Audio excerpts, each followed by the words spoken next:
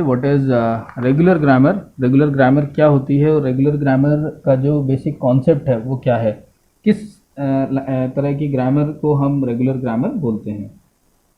Okay, so let's start with the definition of regular grammar. एक regular grammar क्या होती है, सबसे पहले हम डेफिनेशन लेते हैं। इफ, सबसे पहला point, if the grammar is of the form a tends to omega b or a tends to omega only, where omega belongs to the set of terminals, then it is said to be right linear grammar। इस grammar को हम बोलते हैं right linear grammar। Okay, ऐसे ही if the grammar is of the form a tends to b omega or a tends to omega only, where omega belongs to set of input alphabets, it is said to be left linear grammar। It is said to be left linear grammar।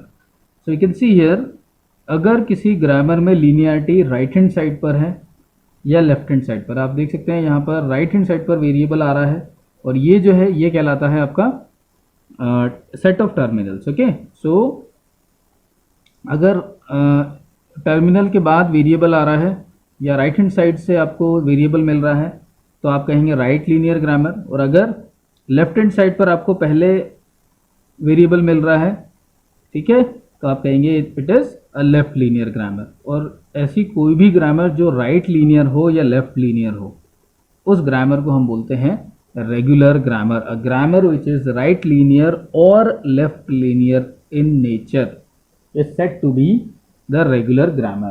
Okay, so you can say the definition of regular grammar is a grammar which is right linear or left linear grammar is known as a regular grammar। is known as a regular grammar। तो ऐसी grammar जो कि इस form में हो या इस form में हो उसको हम बोलते हैं regular grammar.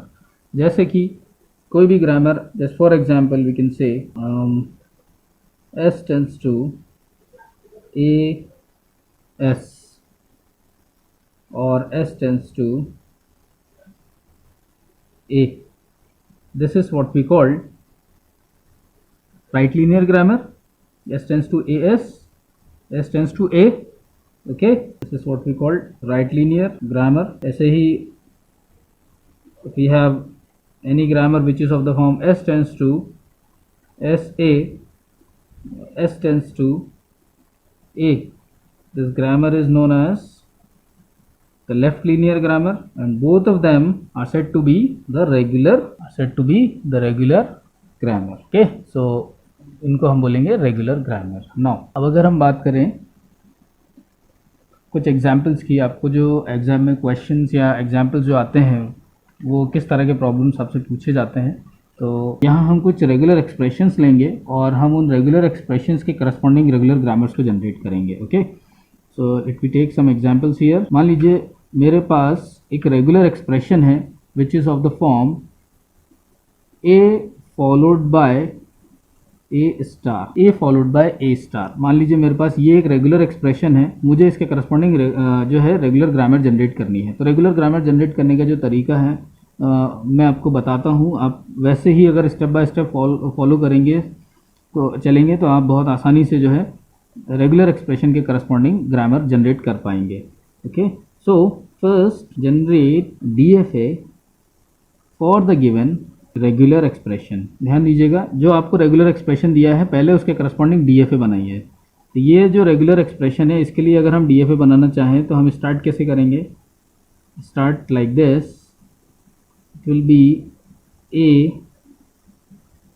followed by A star and then we'll reach the final state। यही होगा। अब ये DFA नहीं है, बट अगर मैं इस स्ट्रिंग को रिकॉग्नाइज करूं तो A followed by A star then we'll reach the final state। अब सवाल ये उठता है कि A स्टार को तो हम किसी ट्रांजिशन पर दे नहीं सकते हैं, so what we'll do now, so you can write it as A epsilon A star, ऐसे लिख सकते हैं इसको, A star then epsilon then we'll reach the final state। okay, अब क्योंकि आपको DFA बनाना है तो ये आपको एप्सिलॉन ट्रांजिशंस हटाने होंगे, so we can say that remove the epsilon transitions. Okay, हालांकि मैं स्टेटमेंट्स यहाँ लिख नहीं रहा हूँ ए। अब क्योंकि एप्सिलॉन को अगर आप यहाँ से हटाओगे तो ये स्टेट जो है मर्ज हो जाएगी and it will be looking like this, like in this form. Okay, this will be our Q0 state and this is the Q1 state. तो ये हमारे लिए क्या बन गया, हमारा DFA, क्योंकि यहाँ अब आपको B के लिए इसलिए नहीं सोचना है क्योंकि हमें सिर्फ A अल्फ़ाबेट दिया है। ठीक है, अगर इसमें B भी होता तो फिर हम B के ट्रांजिशंस भी कंप्लीट करते, बट फिलहाल के लिए ये हमारा रिक्वायर्ड DFA है। This is the DFA। Okay, now अब आपने अगर DFA बना लिया है तो इस DFA के करस्पॉन्डिंग अब आपको करना ये है, बहुत सिंपल है। अब अगर आपने DFA बना लिया है तो हर स्टेट के करस्पॉन्डिंग एक वेरिएबल जनरेट कर लीजिए, S0 for Q0, S1 for Q1। Clear? Now अब स्टार्ट कीजिए S0 से। ये मेरे लिए वेरिएबल हो गया S0।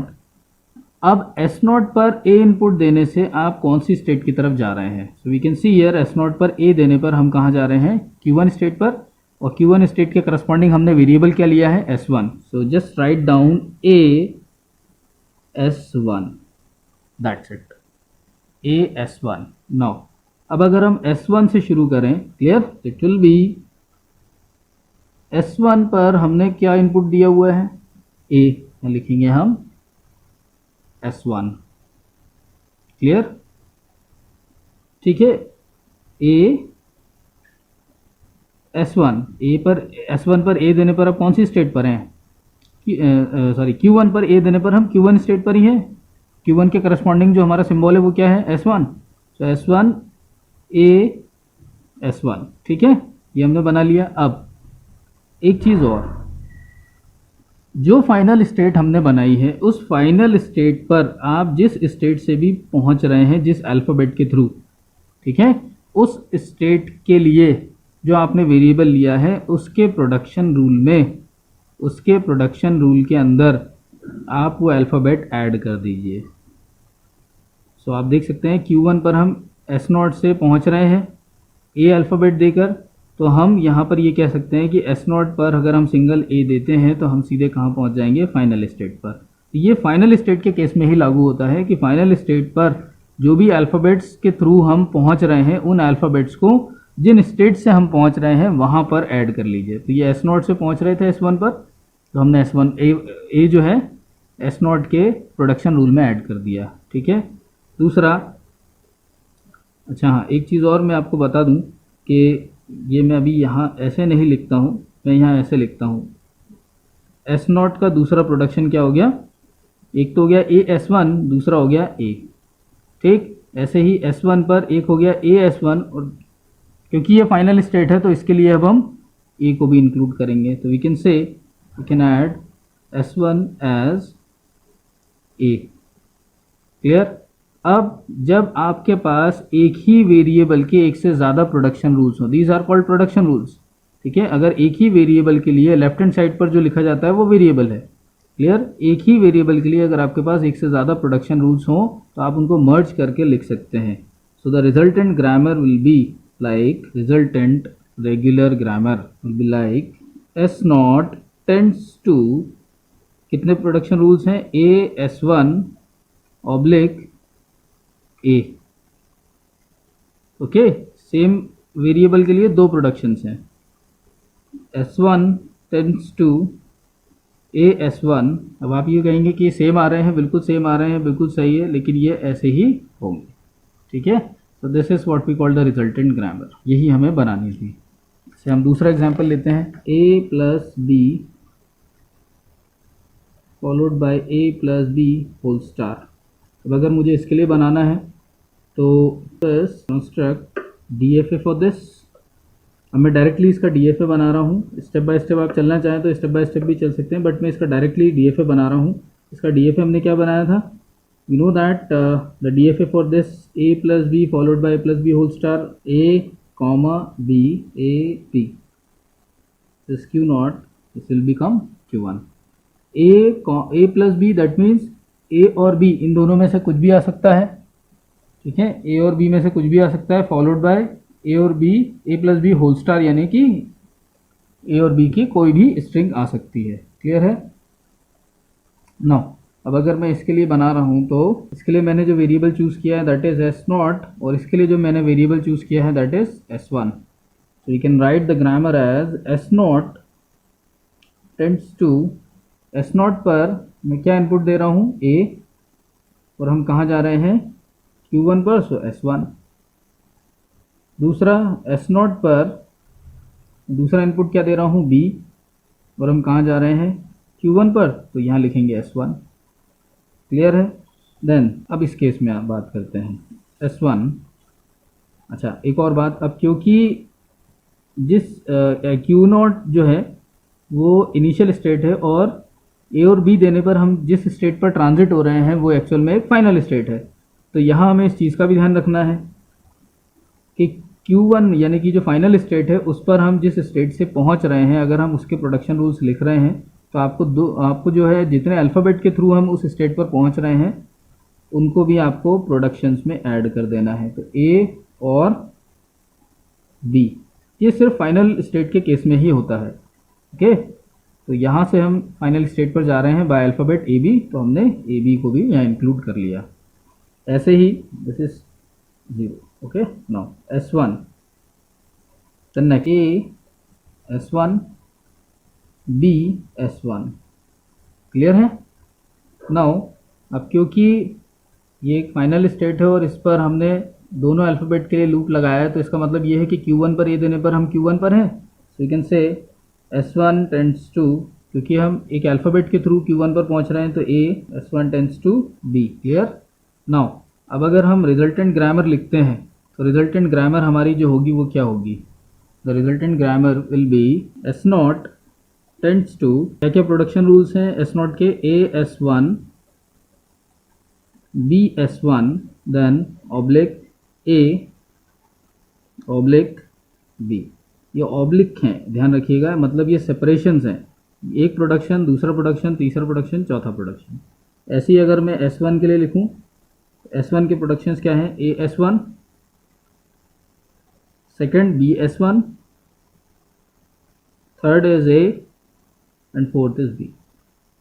ये आपकी हो गई resultant grammar corresponding to this regular expression, यानी कि ये जो ग्रामर है ये वही स्ट्रिंग जनरेट कर रही है जो कि ये रेगुलर एक्सप्रेशन जनरेट कर रहा है। Okay, now another example we can take here as A followed by A plus B whole star. अगर मैं A followed by A plus B whole star लेता हूँ तो इस केस में रेगुलर ग्रामर क्या होगी इसके, यू कैन से इसका जो DFA बनेगा, that DFA is first construct the DFA corresponding to this, the DFA will be A followed by A plus B whole star। Okay, और B के लिए ये वाली स्टेट। अब इसके DFAs हम इस तरह के पहले भी बना चुके हैं, so this is what we call the DFA। A B, now ये हमारा DFA है for this language। This language you can see here it defines a string should starts with A से शुरू होने वाली string over the alphabet AB, ठीक है, जिसका DFA हम पहले भी कई बार डिस्कस कर चुके हैं, हमने बनाया भी है। तो ये DFA हो गया। अब इसका मुझे इसके लिए रेगुलर ग्रामर जनरेट करनी है, तो हमारे पास पहले तो ये देखें कि इनमें से कौन कौन सी स्टेट्स हैं जो कि रेलेवेंट स्टेट्स हैं। क्लियर? जो भी डेड स्टेट हो पहले तो उसको रिजेक्ट कर दें। अब हमारे पास स्टेट्स कौन कौन सी बची हैं, Q0, इसके लिए एक सिंबल ले लीजिए S0, Q1, इसके लिए एक सिंबल ले लीजिए S1। अब आपको सिर्फ इन दोनों के लिए लिखना है, इसके लिए नहीं लिखना है, ध्यान रखिए, वो इसलिए क्योंकि ये एक डेड स्टेट है। Okay, this is the dead state, so reject. Now S0 tends to, अब हम इसके लिए लिखेंगे रूल्स। S0 पर A देने पर हम कहाँ जा रहे हैं, Q1 पर। A सिंबल हमने Q1 के लिए क्या लिया है, S1। सिमिलरली हम बात करें S0 पर और कोई सिंबल, S0 पर A दिया तो हम Q1 पर आ गए, इसके अलावा अब क्योंकि एस नॉट पर ए देने पर अब एक Q1 जो है वो सिर्फ एक स्टेट नहीं है बल्कि वो फाइनल स्टेट भी है, तो इसीलिए हम एस नॉट पर ए देने पर हम फाइनल स्टेट पर पहुंच गए, इसीलिए उस अल्फ़ाबेट को हमने यहाँ इंक्लूड कर लिया प्रोडक्शन में। क्लियर है? चलिए नेक्स्ट S1। अब अगर हम S1 की बात करें सो A S1 वाई क्योंकि सेल्फ लूप है, then B S1 so we can say B S1। Clear? अब क्योंकि ये फाइनल स्टेट है और इसी पर ट्रांजिशंस भी हैं, so we need to include S1 tends to A। कौन से अल्फ़ाबेट्स हैं? B। तो क्योंकि Q0 से भी हम यहाँ पर फाइनल स्टेट पर आ रहे थे और ये भी एक फाइनल स्टेट थी जिस पर हमने A और B के ट्रांजिशंस दिए थे, तो इन दोनों को भी ये और इन दोनों को हमने ऐड कर लिया। Now the resultant grammar will be S0 tends to, कितने प्रोडक्शंस हैं? A S1 oblique A S1 tends to 1 2 3 4 A S1 oblique B S1 oblique A oblique B। ये हमारी रिजल्टेंट ग्रामर है। Okay, now the next is, आपको कुछ और examples आपको देखने हैं तो आप इस तरह से रेगुलर ग्रामर जनरेट कर सकते हैं। बाकी आप जितने ज़्यादा क्वेश्चंस प्रैक्टिस करेंगे उतना ज़्यादा